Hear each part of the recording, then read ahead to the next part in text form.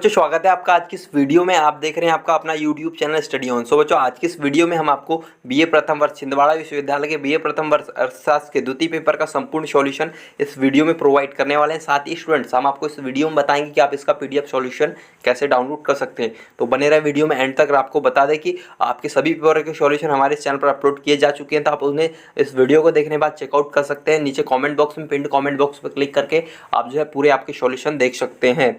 तो चलिए वीडियो शुरू करते हैं। आगे बढ़ने से पहले एक छोटी सी रिक्वेस्ट, यदि आप इस चैनल पर पहली बार आए हैं तो आप इस चैनल को सब्सक्राइब करके बेल आइकन को जरूर प्रेस कर लें, ताकि जब भी मैं कोई नेक्स्ट वीडियो अपलोड करूँ आपके पेपर सॉल्यूशन से रिलेटेड उसका नोटिफिकेशन आपको सबसे पहले मिले। तो चलिए बच्चों वीडियो शुरू कर लेते हैं।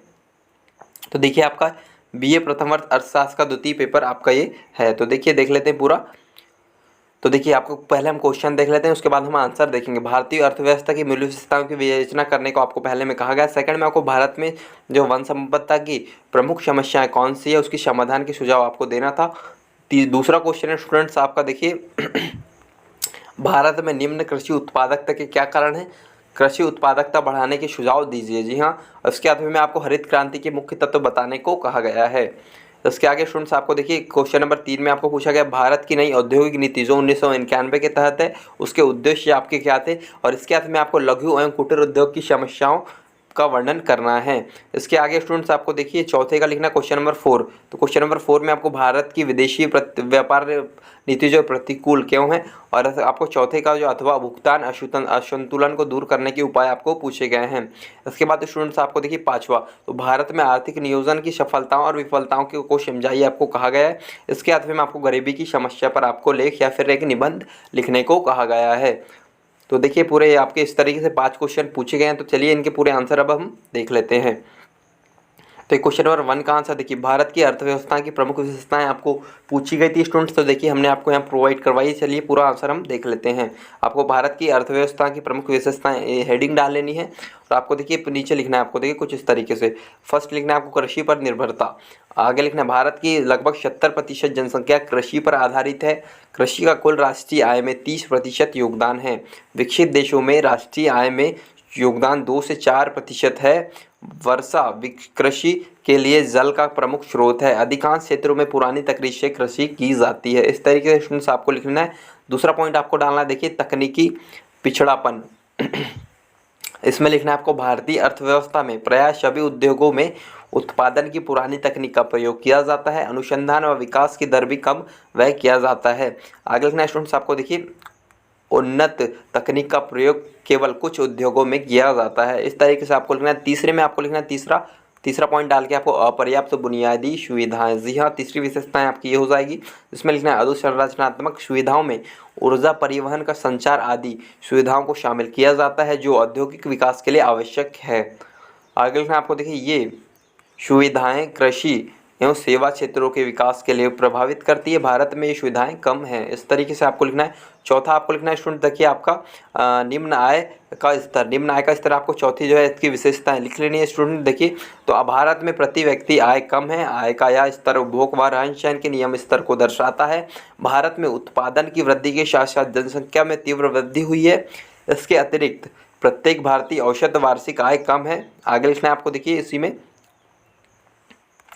भारत में आय की असमानताएं हैं। लगभग 1/3 जनसंख्या गरीबी रेखा से नीचे है। जी हाँ, 1/3 जो जनसंख्या भारत में गरीबी रेखा से नीचे। आगे आपको लिखना है अर्थात न्यूनतम पोषण आहार भी नहीं मिल रहा है। जी हाँ, आपको इस तरीके से चौथे पॉइंट में लिख लेना है। आपका जो 5वां पॉइंट आपको डालना है जनसंख्या की ऊंची वृद्धि। आगे आपको लिखना है भारत की जनसंख्या तीव्र गति से बढ़ रही है। 1951 में जब विकास की प्रक्रिया शुरू हुई तब मृत्यु दर में तेजी से कमी आई। जनसंख्या की ऊंची वृद्धि से दर से संसाधनों पर आधारित दबाव पड़ा। राष्ट्रीय आय में वृद्धि में तुलना में प्रति व्यक्ति आय वृद्धि में जो है कम हुई है। इस तरीके से आपको जो 5वां पॉइंट स्टूडेंट्स आपका लिख लेना है। इसके बाद आपका जो 6वां पॉइंट देख लेते हैं हम।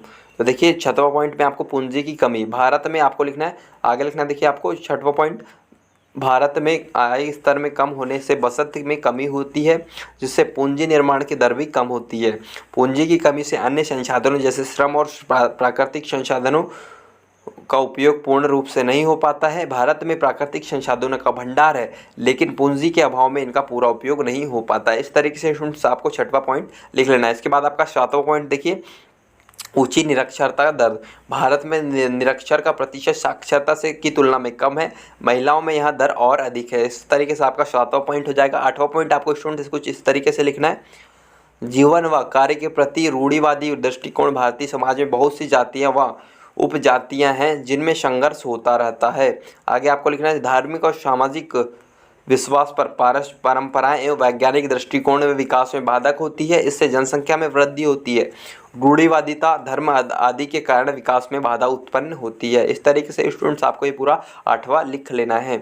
इसके बाद आपका क्वेश्चन नंबर 1 का आंसर यहाँ पर कंप्लीट हो जाएगा। आपको इसके बाद क्वेश्चन नंबर 2 का आंसर हम आपके देख लेते हैं। तो देखिए क्वेश्चन नंबर 2, आपका अगला क्वेश्चन है क्वेश्चन नंबर 2। तो ये क्वेश्चन नंबर 2 में आपको कुछ इस तरीके से आंसर लिखना है। हमने आपका आंसर यहाँ पर प्रोवाइड करवा दिया। कृषि के बारे में आपको, भारत की कृषि के बारे में आपको देखिए क्वेश्चन नंबर 2 में पूछा गया था। तो देखिए आंसर देख लेते हैं हम। आंसर कुछ इस तरीके से लिखेंगे, एक कृषि देश होने के नाते भारत विकास के उस स्तर पहुंच गया है जहां एक सदाबहार क्रांति की मांग करता है, यानी कम प्राकृतिक संसाधन, पानी, जमीन और ऊर्जा के साथ अधिक उत्पादन करना। जी हाँ, आपको कुछ इस तरीके से हम जो 5 तकनीक रणनीति के बारे में जो बात करेंगे, तो देखिए आप कुछ इस तरीके से देखिए आपको कुछ इस तरीके से स्टूडेंट्स आपको लिख लेना है। जो है राजनीति के बारे में जो है हम बात करने वाले हैं, जो भारत में कृषि उत्पादकता में सुधार ला सकते हैं। इस तरीके से आपको लिखना है। आपको डैश करके जो है आपको इस तरीके से पहला आपका देखिए ये लिखना है, मृदा स्वास्थ्य संवर्धन। जी आपका पहला हो जाएगा मृदा स्वास्थ्य संवर्धन। आपको पहले में लिखना है, आपको मृदा स्वास्थ्य को मिट्टी के भौतिक, जैविक और रासायनिक कार्यों में अनुकूलतम स्थिति के रूप में निर्धारित किया जा सकता है। कुछ स्मार्ट दृष्टिकोण और उन्नत तकनीकों के साथ मिट्टी की जैविक प्रजनन क्षमता को बनाए रखते हुए इसकी कार्बनिक पदार्थ में सुधार करना आसान है। मृदा स्वास्थ्य में वृद्धि तकनीकों का उद्देश्य पौधों की उत्पादकता में सुधार करना और पोषक तत्वों में कृषि संबंधी उपयोग की प्रभावशीलता को बढ़ावा देना है। इस तरीके से स्टूडेंट्स आपको ये पहला जो है आपका लिख लेना है, ये आपका मृदा स्वास्थ्य संवर्धन। इसके आगे आपको कंटिन्यू करना है और देखिए ये आपको यहाँ से फिर स्टार्ट करना है। आप कृषि मिट्टी के स्वास्थ्य में सुधार के लिए निम्नलिखित दृष्टिकोण पर विचार कर सकते हैं। जी हाँ, इसके अंतर्गत आपको ये पॉइंट लिखना है। देखिए पहला आपको लिखना है, मिट्टी के संगठन, डैश देना है आपको, टिलेज कम करे। तीसरा, कवर फसल को बढ़ाए, डैश करना है आपको। जो आपको चौथा लिखना है, फसल रोटेशन पर ध्यान केंद्रित करें। 5वां लिखना है, कार्बनिक संशोधन का प्रयोग करें। इसके बाद आपको लिखना है, जब आप रचनात्मक रूप से तकनीकों की उचित व्यवस्था का पालन करते हैं तो आपकी अधिकांश मिट्टी की स्वास्थ्य समस्याओं को हल किया जा सकता है। इस तरीके से स्टूडेंट्स आपको लिख लेना है। आगे आपको लिखना है, देखिए आपको दूसरा पॉइंट आ जाएगा, जल सिंचाई, जल आपूर्ति बढ़ाना और प्रबंधन। जी हाँ स्टूडेंट्स, आपका जो है अगला हो जाएगा आपको कुछ इस तरीके से, सिंचाई, जल आपूर्ति बढ़ाना और प्रबंधन। इस तरीके से आपको लिखना है। इसके अंतर्गत आपको लिखना है, देखिए भारत में जल वितरण अनिश्चितताओं से भरा हुआ है और स्थानीय समुदाय में पानी झगड़े का कारण बन सकता है। यदि आप सीमित पानी की आपूर्ति रेगिस्तान वाले या शुष्क स्थान क्षेत्रों में रहते हैं तो आप पौधे को कैसे विकसित करेंगे। इस तरीके से आपको लिखना है। आगे में आपको लिखना है, देखिए शुरुआती फसल के विकास के दौरान पानी में कमी से उत्पादन में कमी, यह पूरे उत्पादन की विफलता हो सकती है। बढ़ते मौसम के दौरान फसल की ज़रूरत को पूरा करने के लिए अतिरिक्त पानी की आपूर्ति कृत्रिम रूप से की जानी चाहिए। सिंचाई, जल आपूर्ति संवर्धन और वर्षा संचयन की स्थापना करके आप फसल के लिए आवश्यक पानी की आपूर्ति कर सकते हैं। जी हाँ स्टूडेंट्स, आपको वीडियो को रोककर इसका आंसर लिखना है। वीडियो थोड़ी स्पीड में हो सकती है, बट आपको जो आंसर पूरा इसका लिख लेना है वीडियो को रोककर। इस तकनीक का प्राथमिक लक्ष्य जल आपूर्ति को नियंत्रित करना और स्मार्टफोन का उपयोग करके पौधों का नियंत्रण करना है। इस तरीके से स्टूडेंट्स आपको लिखना है। इसके बाद आपका अगला जाएगा तीसरा, क्रेडिट और बीमा। जी हाँ, आपका तीसरा जो है पॉइंट आपको लिखना है, क्रेडिट और बीमा। आगे लिखना है, उधार ब्याज दरों और जमा के बीच का मूल्य भारत में अधिक है, लेकिन क्रेडिट सुधारों के साथ छोटे खेतों की उत्पादकता में वृद्धि करना आसान है। जी हाँ, क्रेडिट और बीमा के माध्यम से आप अपनी कृषि में जो है वृद्धि कर सकते हैं। इसके बाद लिखना है, विचार, लेन देन और जोखिम लागत को नियंत्रित करने समय वित्तीय वितरण प्रणाली में दक्षता को बढ़ावा देने की आवश्यकता है। यहाँ निरंतर सूखे, बाढ़ और भारी कीट उपद्रवों के मामले में किसानों को राहत प्रदान करने के लिए सरकार को कुछ महत्वपूर्ण कदम भी उठाने चाहिए। जी हाँ, आपको कुछ इस तरीके से आपके तीसरे का पॉइंट का आंसर जो तीसरे पॉइंट में आपको एक्सप्लेन कर लेना है। इसके बाद आपका चौथा पॉइंट लिखना है स्टूडेंट्स, आपको क्वेश्चन नंबर 2 में। तो चौथा पॉइंट आपका उन्नत प्रौद्योगिकी। जी हाँ, आपको लिखना है इसमें, किसानों के शोषण की रक्षा करने के लिए सरकार द्वारा महत्वपूर्ण कदम उठाने की आवश्यकता है। हमारे देश में किसान की आर्थिक कीमतों पर गुणवत्ता इनपुट प्रदान किया जाना चाहिए। इसके बाद आपको इसमें आगे लिखना है, देखिए भारत के किसानों को इन 3 उन्नत प्रौद्योगिकियों को अपनाना चाहिए। जी हाँ, कौन सी तीन है देख लेते हैं आपकी पूरी जो प्रौद्योगिकी। तो देखिए पहला AIT आर्टिफिशियल इंटेलिजेंस। जी हाँ, आपको इसमें लिखना है महाराष्ट्र, तेलंगाना और मध्य प्रदेश के 1 दर्जन गाँव के किनारे ने फसल को पैदावार बढ़ाने के लिए AI आर्टिफिशियल इंटेलिजेंस का उपयोग कर दिया है। मिट्टी के स्वास्थ्य निगरानी करने के लिए, कटाई जैसे अन्य कृषि कार्यों करने के लिए कृषि रोबोट भी विकसित किए जा रहे हैं। जी हाँ, आपको इस तरीके से लिखना है। आगे आपको लिखना है इसमें 5वां पॉइंट। जी हाँ, 5वां पॉइंट आपका जो है कृषि शिक्षा हो जाएगा स्टूडेंट्स, आपका 5वां पॉइंट। तो 5वां पॉइंट देख लेते हैं पूरा। भारतीय किसान नई और उन्नत प्रौद्योगिकी को अपनाने में अच्छे हैं, लेकिन वे आधुनिक कृषि तकनीकों से अवगत नहीं हैं। नई तकनीक को अपनाने के संबंध में किसानों को मार्गदर्शन करने के लिए कई शैक्षणिक जागरूकता कार्यक्रम शुरू किए जाने चाहिए। इन सभी पहलों से किसानों को उचित फसल देखभाल करने में सहायता मिलेगी, जो आखिरकार फसल को उत्पादकता को बढ़ाएगा। इस तरीके से स्टूडेंट्स आपको जो है पूरा ये लिख लेना है। आपका क्वेश्चन नंबर 2 का आंसर यहाँ पर कंप्लीट हो जाएगा। इसके बाद आपका यदि कोई भी क्वेश्चन के आंसर में आपको डाउट है तो नीचे आप कमेंट बॉक्स में कमेंट कर सकते हैं। और साथ ही आप चलिए, अब क्वेश्चन नंबर 2 आपका कंप्लीट होता है, चलते हैं अपने क्वेश्चन नंबर 3 की तरफ। आपका अगला क्वेश्चन है स्टूडेंट्स क्वेश्चन नंबर 3। तो देखिए क्वेश्चन नंबर 3 में आपको 1991 की नई भारत की जो आर्थिक नीति के मुख्य उद्देश्य लिखने को कहे गए हैं। तो देखिए हम देख लेते हैं पूरा आंसर क्वेश्चन नंबर 3 का। तो देखिए आपको कुछ इस तरीके से लिखना है। 1991 में तत्कालीन केंद्रीय वित्त मंत्री डॉक्टर मनमोहन सिंह ने द्वारा नई आर्थिक नीति, जिसे न्यू इकोनॉमिक पॉलिसी का शुभारंभ करने के पीछे कुछ मुख्य उद्देश्य इस प्रकार है। जी हाँ, 1991 में जो है आपकी नई जो है नीति है आपकी, उसका डॉक्टर मनमोहन सिंह द्वारा जो है आर्थिक नीति का जो ये घोषणा की गई, इसके मुख्य उद्देश्य हम जान लेते हैं। देखिए आपको आंसर कुछ इस तरीके पहला लिखना है, भारतीय अर्थव्यवस्था को वैश्वीकरण के मैदान में उतारना, साथ साथ इसे बाजार के रूप में अनुरूप बनाना था। जी हाँ, आपका पहला उद्देश्य आपका ये है। दूसरा पॉइंट में आपको लिखना है स्टूडेंट, देखिए कुछ इस तरीके से। पहला देखिए मुद्रास्फीति की दर को नीचे लाना और भुगतान असंतुलन को दूर करना। जी हाँ, आपको थर्ड में लिखना है स्टूडेंट, देखिए आपका कुछ इस तरीके से हो जाएगा, आर्थिक विकास की दर को बढ़ाना और पर्याप्त विदेशी मुद्रा भंडार का निर्माण करना। जी हाँ, आपको इसके बाद आपका चौथा उद्देश्य लिख लेना है। देखिए इसके आर्थिक नीति के आर्थिक स्थिरीकरण को प्राप्त करने के साथ साथ सभी प्रकार के अनावश्यक प्रतिबंध को हटाकर एक बाजार अनुरूप व्यवस्था के लिए आर्थिक परिवर्तन करना था। जी हाँ, आपको चौथे में ये पॉइंट लिखना है। 5वीं विशेषताएं उद्देश्य आपको स्टूडेंट्स कुछ इस तरीके से, प्रतिबंधों को हटाकर माल, सेवाओं, पूंजी, मानव संसाधन और प्रौद्योगिकी के अंतर्राष्ट्रीय प्रवाह की अनुमति प्रदान करना था। जी हाँ स्टूडेंट्स, आपको कुछ इस तरीके लिखना है। आगे आपको लिखना है 6वें में। तो 6वें में देखिए, अर्थव्यवस्था के सभी क्षेत्रों में निजी कंपनियों की भागीदारी बढ़ाना था। यही कारण है कि सरकार के लिए आरक्षित क्षेत्रों की संख्या को घटाकर 3 कर दिया गया। जी हाँ, 1991 में सरकार ने आरक्षित क्षेत्रों की संख्या घटाकर 3 कर दिया इस नीति के तहत। इसका यही मुख्य उद्देश्य है।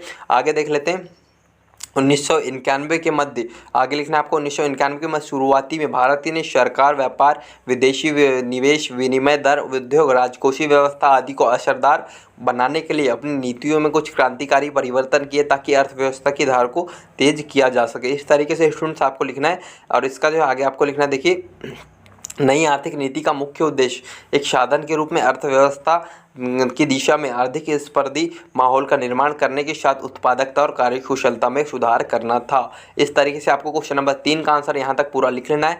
इस तरीके से आपको क्वेश्चन नंबर 3 का आंसर कंप्लीट होता है। चलते हैं अपने नेक्स्ट क्वेश्चन नंबर 4 की तरफ। अगला स्टूडेंट्स आपका क्वेश्चन नंबर 4 है। तो क्वेश्चन नंबर 4 के आंसर भी हम चलिए देख लेते हैं। तो देखिए पहला आपको कारण इसमें लिखना है बढ़ता हुआ ऋण भार। जी आपका जो आंसर यहाँ से स्टार्ट हो जाता है क्वेश्चन नंबर 4 का, तो उत्तर आपको जो है हेडिंग डालना है। जो आपको ये क्वेश्चन नंबर 1 का जो है क्वेश्चन नंबर 4 का आपको पहला पॉइंट लिखना है बढ़ता हुआ ऋण भार। इसके तहत आपको जो है इसके अंदर का आपको कुछ जो है वर्णन कर लेना है। अधिक अर्धविकसित देशों की विदेशी व्यापार की सबसे बड़ी समस्या यह है कि उन पर विकसित देशों द्वारा ऋण का भारी बोझ हो जाता है, जो अधिकांश रूप से प्रतिकूल व्यापार संतुलन का परिणाम है। इन देशों से ऋण, सेवा, मूलधन, ब्याज का भुगतान के रूप में भारी मात्रा में विदेशी मुद्रा का कोष बाहर चला जाता है। जी आपको कुछ इस तरीके से लिखना है स्टूडेंट्स। आपको पहला पॉइंट डाल के आगे कुछ इस तरीके से लिख लेना है। आगे देखिए, आगे लिखना है आपको फलतः इन देशों की अपने विकास योजनाओं में भारी कटौती करनी पड़ती है। अतः इन देशों के आर्थिक विकास के लिए यह आवश्यक है कि निर्यात आयात से अधिक रहे। जी हाँ स्टूडेंट्स, आपको इस तरीके से लिखना है। दूसरे पॉइंट में आपको सीमित बाजार, जी हाँ सीमित बाजार आपको पॉइंट डाल लेना है दूसरे में, और आपको इस तरीके से लिखना है। अर्धविकसित देशों की विदेशी व्यापार संबंधी दूसरी महत्वपूर्ण समस्या बाजार का सीमित होना है। अतः बड़े पैमाने के उत्पादन के लाभ नहीं हो पाते। बाजार सीमित होने के कारण श्रम विभाजन और वहाँ मित व्यवस्थाएं उपलब्ध नहीं हो पाती। अतः आवश्यकता है कि अर्धविकसित देश न केवल विकसित देशों के साथ अपने निर्यात व्यापार को द्विपक्षीय तथा बहुपक्षीय समझौते के अंतर्गत बढ़ाएं, बल्कि परस्पर व्यापार को प्रोत्साहन दे। जी हाँ, आपको दूसरे पॉइंट में लिखना है। तीसरा पॉइंट आपको लिखना है स्टूडेंट, देखिए विकसित देशों की संरक्षणवादी नीति। जी हाँ, आपको लिखना है तीसरे पॉइंट में आपको कुछ इस तरीके से लिखना है।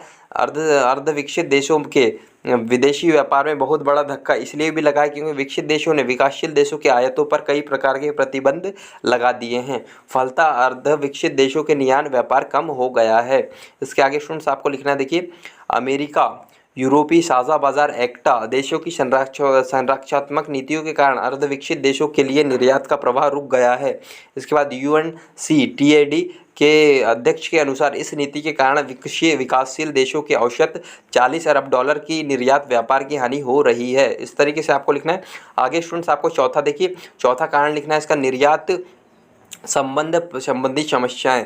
आगे लिखना है आपको, इसमें वर्णन करना है। देखिए अर्ध विकसित देशों में निर्यात संबंधन प्रोत्साहन को अधिक से अधिक महत्व दिया जा रहा है, जिससे घरेलू विनिमय की मात्रा में वृद्धि की जा सके। परंतु इन राष्ट्रों में कुल निर्माण आयात का बहुत थोड़ा ही भाग पूंजी निर्माण के लिए उपलब्ध होता है, कि कुछ चालू निर्यातों से प्राप्त आय का बड़ा भाग आयात एवं विदेशी ऋणों के मूलधन एवं ब्याजों के भुगतान में ही उपयोग हो जाता है। इस तरीके से स्टूडेंट्स आपको चौथा पॉइंट लिखना है। पांचवा पॉइंट आपका हो जाएगा, देखिए आयात संबंधी समस्याएं। तो आयात संबंधी समस्याएं आपको लिख लेनी है। देखिए पांचवें पॉइंट में इसका देखिए आंसर एक्सप्लेन कुछ इस तरीके से करना है आपको। एक विकास उन्मुख अर्थव्यवस्था को जो औद्योगिकरण करने के लिए प्रयत्नशील है, बड़ी मात्रा में आयात की आवश्यकता होती है। आयात में सम्मिलित होने वाली वस्तु प्रायः देशों के आकार, घरेलू साधनों की उपलब्धता, आय वितरण के ढांचे आदि पर निर्भर रहती है। यदि आर्थिक विकास के प्रारंभ के साथ मजदूरों की मजदूरी में वृद्धि हो जाती है और जनसंख्या में तेजी से बढ़ती है, तो खाद्यान्न के आयात की आवश्यकता होती है। इस तरीके से क्वेश्चन नंबर 4 का आंसर आपको यहाँ तक लिख लेना है। आपका क्वेश्चन नंबर 4 कंप्लीट होता है। चलते हैं अपने नेक्स्ट क्वेश्चन नंबर 5 की तरफ। इसके बाद स्टूडेंट्स आपका अगला क्वेश्चन है क्वेश्चन नंबर 5। तो देखिए क्वेश्चन नंबर 5 में आपको गरीबी पर लेख लिखने को कहा गया। लेख मतलब आपका निबंध। जी हाँ, आपको गरीबी पर जो है निबंध लिखने को कहा गया। तो देख लेते हैं पूरा आंसर। क्वेश्चन नंबर 5 के अथवे का आंसर हमने आपको प्रोवाइड करवाया, तो वीडियो को रोककर आपको उसका आंसर लिखना है। देखिए आपको कुछ इस तरीके से लिखना है। गरीबी किसी भी व्यक्ति या इंसान के लिए अत्यधिक निर्धन होने की स्थिति है।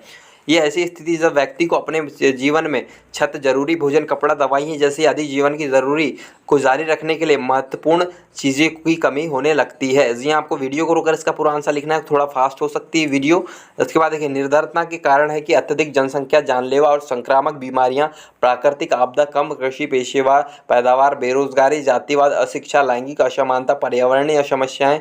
देखिए देश में अर्थव्यवस्था की बदलती प्रवृत्ति, अस्पृश्यता, लोगों तक का अपने अधिकारों तक कम या सीमित पहुंच, राजनीतिक हिंसा, प्रायोजित अपराध, भ्रष्टाचार, प्रोत्साहन कमी, अकर्मण्यता, प्राचीन सामाजिक मान्यताएं जैसी समस्याएं का सामना करना पड़ता है। यहाँ गरीबी में से इन सभी का सामना हमें करना पड़ता है। और देखिए गरीबी जीवन एक भयावह समस्या, आपको इस तरीके से हेडिंग डालना। देखिए आपको कुछ इस तरीके से लिखना है। गरीबी एक दास की उस स्थिति की तरह होती है जो अपने इच्छानुसार कुछ भी करने की असक्षम होती है। इसमें कुछ कई चेहरे ऐसे हैं जो व्यक्ति, स्थान और समक्ष के अनुसार बदलते रहते हैं।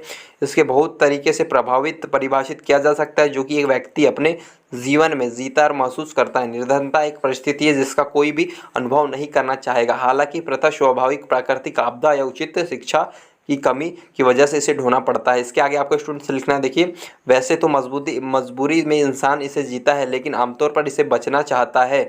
भोजन के लिए पर्याप्त धन अर्जित करने के लिए, शिक्षा तक पहुंचने के लिए, पर्याप्त रहने का स्थान पाने के लिए, जरूरी वस्त्रों के लिए तथा गरीबों के लिए सामाजिक और राजनीतिक हिंसा से सुरक्षा के लिए निर्धनता का अभिशाप की तरह है। इस तरीके से स्टूडेंट्स आपको लिखना है। आगे आपको देखिए निष्कर्ष आपको लिखना है। निष्कर्ष में देखिए गरीबी में, देखिए लेख में निष्कर्ष में आपको लिखना है गरीबी एक ऐसी समस्या जो हमारे पूरे भारत जीवन को प्रभावित करने का कार्य करती है। गरीबी एक ऐसी बीमारी है जो इंसान के हर तरीके से परेशान करती है। इसके साथ ही जो है इसके कारण व्यक्ति का अच्छा जीवन, शारीरिक स्वास्थ्य, शिक्षा, इस तरह जैसी सारी चीज़ें जो ख़राब हो जाती, यही कारण है कि आज के समय में गरीबी को एकमात्र भयावह समस्या माना जाता है। इस तरीके से स्टूडेंट्स आपका क्वेश्चन नंबर 5 का भी आंसर कंप्लीट होता है। तो उम्मीद है कि आपको सभी क्वेश्चन के आंसर हमने जो आप श्योर होगी। यदि किसी भी क्वेश्चन के आंसर में डाउट है तो नीचे आप कमेंट बॉक्स में कमेंट कर सकते हैं। इस तरीके से आपके जो सभी क्वेश्चन के आंसर कंप्लीट होते हैं। और जो है इसका PDF डाउनलोड करने के लिए आप नीचे डिस्क्रिप्शन बॉक्स में जो है हम आपके व्हाट्सएप ग्रुप का लिंक है, तो आप उसे चेकआउट कर सकते हैं। और जो साथ ही आपके सभी क्वेश्चन पेपर के आंसर चेकआउट करके आप उसको ज्वाइन कर सकते हैं व्हाट्सएप ग्रुप को। वहाँ आपके जो सॉल्यूशन सहित आपको शायद PDF भी प्रोवाइड हम करवा सकते हैं। जी हाँ, तो आपको वीडियो जो आपको जो है व्हाट्सएप ग्रुप ज्वाइन कर लेना, और साथ ही आपके सभी पेपर के सॉल्यूशन आपको जो इस वीडियो चैनल पर प्रोवाइड करवा दें। नीचे कमेंट बॉक्स में पिन कमेंट बॉक्स को आपको चेक कर लेना है, वहाँ आपको लिंक दिया गया है जिसमें आपके सभी पेपर के सॉल्यूशन आपको प्रोवाइड किए गए हैं। तो उम्मीद है बच्चों मिलता है नेक्स्ट वीडियो में नेक्स्ट सॉल्यूशन के साथ। जब तक ले जय हिंद, वंदे मातरम।